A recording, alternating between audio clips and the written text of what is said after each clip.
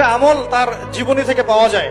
এটা পড়ে আমার কাছে এত নিজেকে এত ছোট মনে হচ্ছে, কাশ যদি এই আমলটা আমি করতে পারতাম। বলে দেব, চেষ্টা করছি যে করার, আপনারাও করার চেষ্টা করুন। উসমান রাদিয়াল্লাহু আনহু ধনী ছিলেন কিনা, নবীর কাছে গিয়ে বলছেন যে আমার ধন সম্পদ খুব বেশি পাচ্ছে, ইয়া রাসূলুল্লাহ আপনি সম্পদ একটু কমানোর দোয়া করেন তো আমার জন্য। চিন্তা করা যায় মানুষ এমন দোয়া কেউ করবে যুগে? আচ্ছা, নবী সাল্লাল্লাহু আলাইহি ওয়াসাল্লাম বললেন তুমি উটের পিঠে, গাধার পিঠে খাওয়া দাওয়া করো, ঠিক আছে, খাওয়া দাওয়া করো। তিনি খাওয়া দাওয়া করেন। এখন কয়দিন পরে, কয়দিন বলতে কতদিন আল্লাহ ভালো জানেন, তিনি এসে বলছেন ইয়া রাসূলুল্লাহ আমার তো সম্পদ আরো আগের চেয়ে বাড়তেছে দেখি, আপনি কি দোয়া করলেন? সম্পদ আরো বাড়া শুরু করেছে। তখন তিনি বলছেন যে তুমি যখন খাও তখন তোমার হাত থেকে যদি খাবার পড়ে যায় তুমি কি করো? তখন তিনি বলেছেন আমি আমার